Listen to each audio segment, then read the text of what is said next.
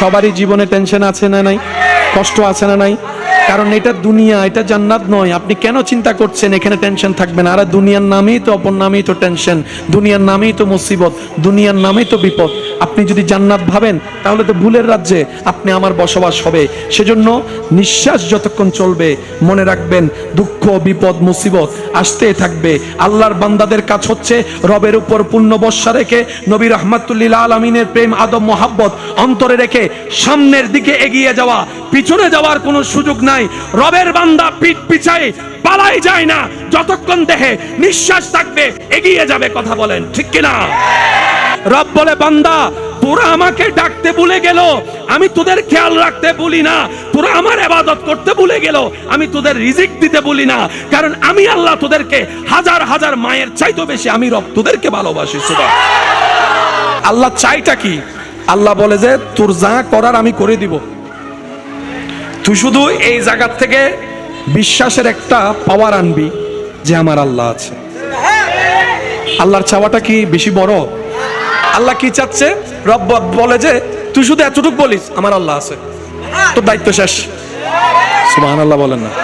যখন মানুষ দুনিয়ার আগাতে অন্তর ব্যথিত হয়ে মুখে আওয়াজ করতে কোনো শব্দ থাকে না, সাহস থাকে না, ওই সময় অন্তরে হৃদয়ের কান্না পর্যন্ত, আওয়াজ পর্যন্ত আমার রব জানেন। সুবহানাল্লাহ।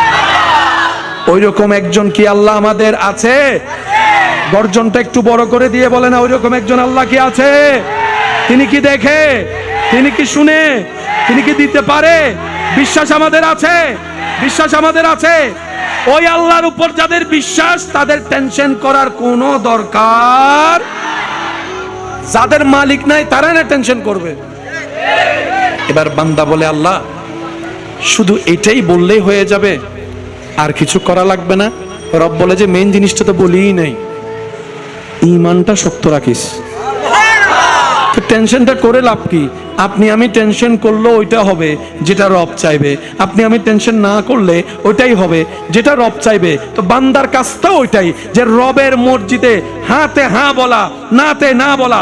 রব যেটা করে খুশি হবে, বান্দা সেটা পেয়ে খুশি হবে, বান্দার টেনশনও চলে যাবে, জীবনও সুন্দর হয়ে যাবে। সুবহানাল্লাহ। আল্লাহ দয়া করে কিন্তু একটু সময় নেয়, আল্লাহ গুছিয়ে দেয় কিন্তু একটু অপেক্ষা করায়, আল্লাহ সুন্দর করে সাজায় দেয় কিন্তু বান্দার মনটাকে একটু ধৈর্যের পরীক্ষা নেই।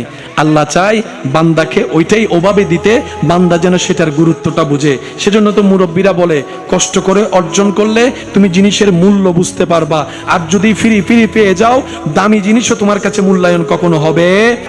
সেজন্য আল্লাহ দেয়, সবাইরে দেয়, আল্লাহ কাউরে বঞ্চিত করে না। সুবহানাল্লাহ জোরে বলেন। আমার আল্লাহ আছে, একটু বলেন তো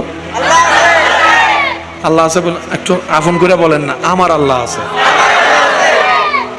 কালকে এক সপ্তাহ পরে তোর ঘরে তো বাজার নাই, টাকা নাই, বাজার কেমনে করবি? উত্তরটা একটু দিয়ে দেন। আর একটু বড়, তুই সংসারের বড় ছেলে, কেমনে কেমনে কি চালাবি? বোন একটা আছে, বিয়ে কেমনে দিবি? ভাইদেরকে কেমনে পড়াবি? এত টাকা দরকার, কেমনে কি করবি? হয় নাই, আরো জোরে বলতে হবে। তুই তো পরীক্ষায় ভালো রেজাল্ট করস নাই, ভালো চাকরি পাবে না, সার্টিফিকেট তোর কাছে নাই, জীবনের শাইন কেমনে করবি? বিদেশ কেমনে যাবি? সংসার কেমনে চালাবি? বাস এই কথাটা আগে মুখে প্র্যাকটিস করব।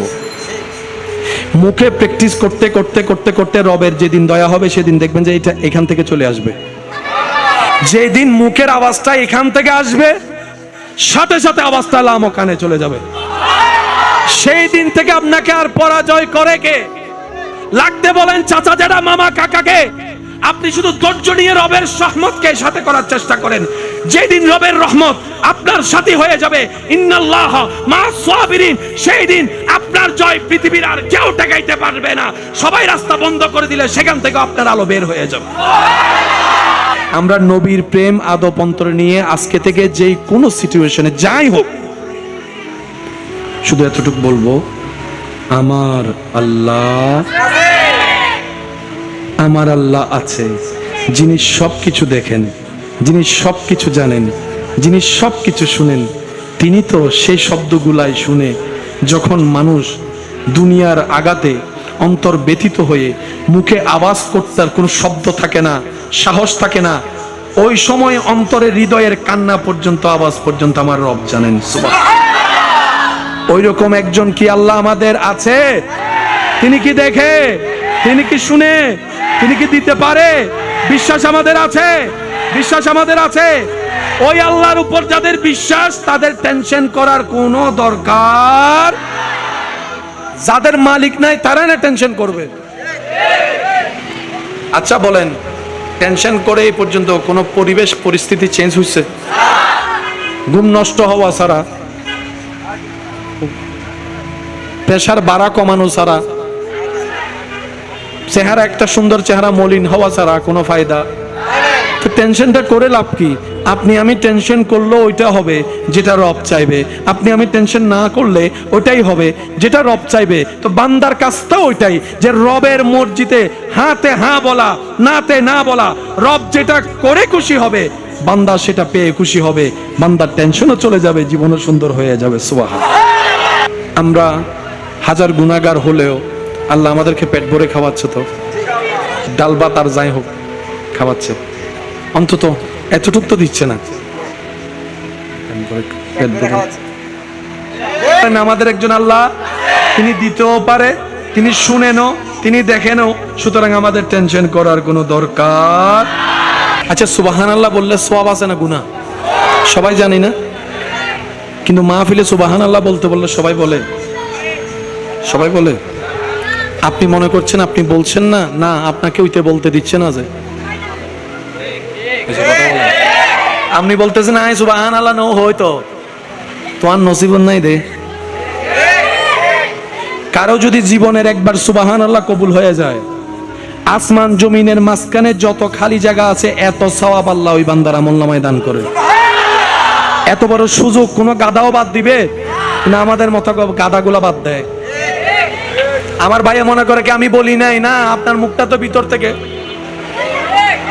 এই বুঝটা যারা বুঝেছেন এখন বলেন সুবহানাল্লাহ, আরো জোরে বলেন। এবার এইটা বলতেছেন, আপনার এই বলাটা শুনছে কে? আবার এদিকে শুনতেছে কে? খুশি হচ্ছে রহমান, নারাজ হচ্ছে শয়তান। শয়তান যত নারাজ হবে জান্নাত তত কাছে আসবে, রহমান যত খুশি হবে জান্নাত আপনাকে তত খুঁজতে থাকবে। কথাটা আপনারা খেয়াল করতে হয়তো পারেননি, আবার বলি। শয়তান যত নারাজ হবে জান্নাত তত আপনার কাছে আসবে, কাছে। রহমান যত খুশি হবে জান্নাত তত আপনার কাছে আসবে। শয়তান যত নারাজ জান্নাত আপনার বন্ধু। রহমান যত খুশি হবে জান্নাতই আপনাকে খুঁজতে থাকবে। আয় তুই আমার কাছে, আয় তুই আমার কাছে, আয় তুই আমার কাছে। এগুলা ইশকের মামলা। আর রবের কাছে সবচেয়ে প্রিয় জিনিস যদি জিজ্ঞেস করেন আপনি, আল্লাহ তুমি কোন জিনিসটা বেশি ভালোবাসো? রব বলে যে আমার বান্দার আমার প্রতি বিশ্বাসটাই আমি বেশি ভালোবাসি, আমার বান্দার ভরসাটাই আমি বেশি পছন্দ করি। আমার বান্দা আমাকে যত স্মরণ করে তত আমি রব্বুল আলামিন খুশি হতে থাকি। ফাজকুরুনি আযকুরুকুম। বান্দা তুই আমাকে স্মরণ করতে দেরি হবে, আমি রব তোকে উত্তর দিতে দেরি হবে না। সুবহানাল্লাহ। ওই রবের সান্নিধ্যে রহমতের কাছে যাওয়ার জন্য আমাদেরকে শয়তান দিচ্ছে না বলে আমরা জানি। আমাদেরকে আজকে থেকে চেষ্টা করতে হবে সর্বদা যেন রবের কাছে থাকতে পারে।